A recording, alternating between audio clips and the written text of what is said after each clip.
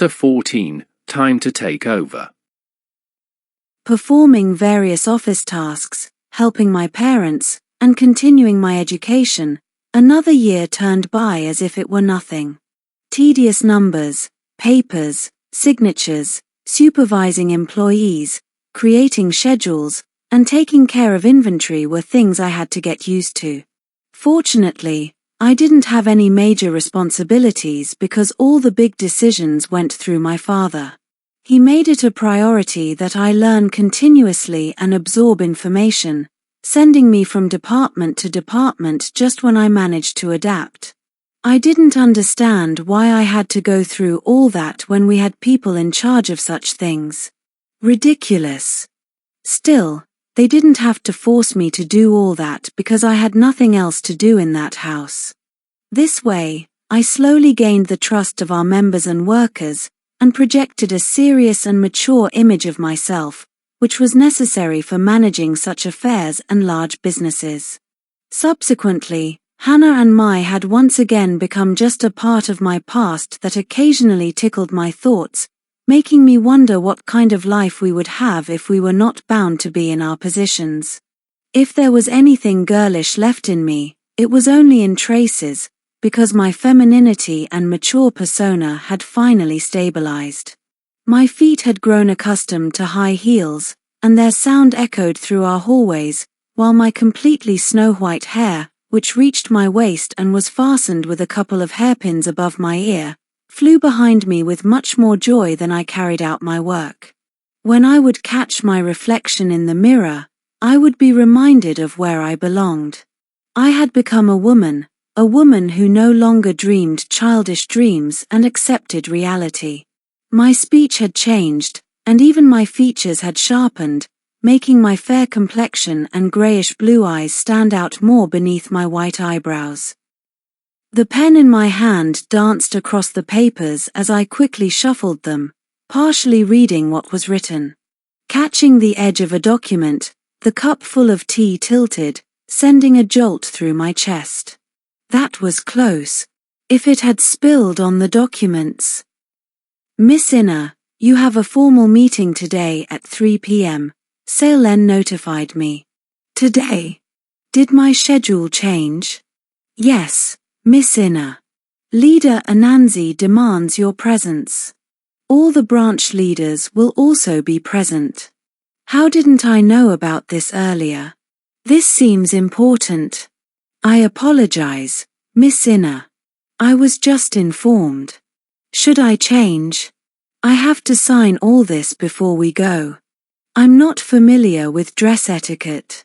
We have half an hour before we need to head towards the left wing. Presentation room? Conference hall. Bring me the top part of the suit. You'll find it in the closet, and the family rings. You know where they are. The documentation remained unsigned, and my annoyance with the sudden schedule change was at its peak. The corridors were empty, filled with a loud murmur coming from the darkened hall where I appeared just in time, walking between rows of seats, causing a wave of bowed heads. Having worked for my family for the past 2 years, I've come to know most people, at least by sight.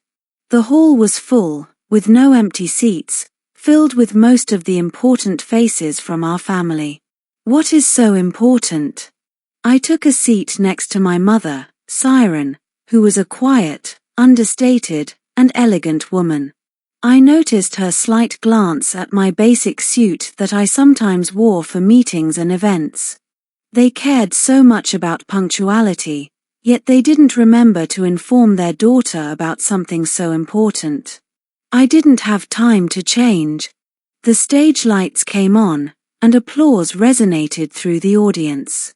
My father confidently appeared at the lectern with scars that marked his eyes, led by one of our staff. When I saw him, I was reminded that my parents were getting older. His eyes, once as beautiful as mine, were milky, their blindness making them cloudy. His dark undershirt showed underneath a black, double-breasted, buttoned-up coat with a high collar. White wavy hair fell to his shoulders while his long, Neatly trimmed white beard hid his neck. His nose was straight and prominent, his mouth slightly pursed, and his skin tone fair with lines on his forehead clearly visible. In his prime, he was a handsome man. Though his looks had faded, his strong presence remained. He was one of the rare leaders who were not feared but highly respected. This allowed him to use his power sparingly, giving me hope that one day, I could be more than my power.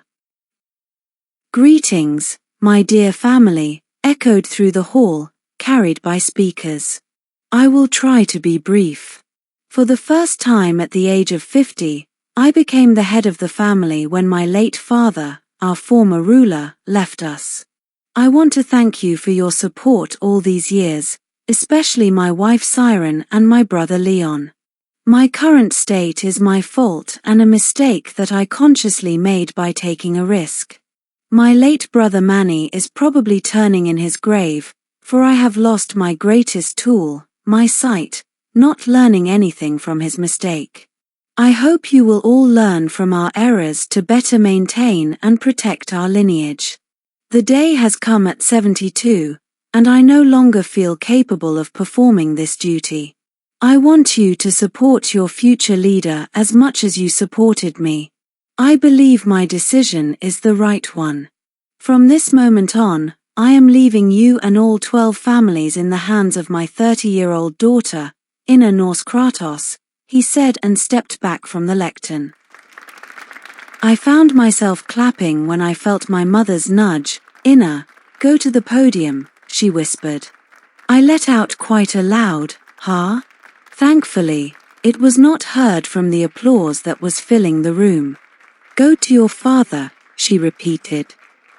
I walked to the podium, unaware of the situation, probably looking the most confused I had ever been in my life. For a minute or two, words were coming out of my mouth that I thought of on the fly.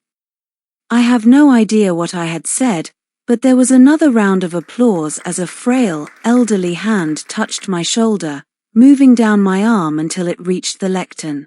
My father stood at the microphone one last time after me, and soon, people were leaving the venue.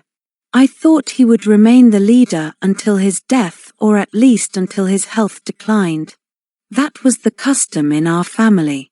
Yet, my father grew tired of everything, something I never thought would happen. Father, I couldn't prepare, I said to him behind the stage. There is no preparing for life, he responded firmly, walking through the hallways he knew like the back of his hand. I followed him to his office, where he gave me the keys to the family safe, took his name tag from the table, and left. He left the whole country to me, just like that. Head leader Inna, I'm at your service, said one of the staff. Head leader, can he do that? Make me the head leader without asking me? What am I supposed to do? I was dumbfounded, standing in the middle of the country's most important office. Immediately, the weight of all 12 families was on my shoulders. Expectedly, I was confined to that room for days until I managed to grasp some of my new basic obligations. I hated it. I hoped I would somehow manage to avoid it, but he did it so unexpectedly, putting me on the spot. I became the head of the Norse Kratos family at the age of 30 years and 1 month as the 13th head leader of the country Tet. Exactly 2 years and 2 months after the shooting in Lovetown, where I was almost killed, and where I last saw my. I wonder how she is doing.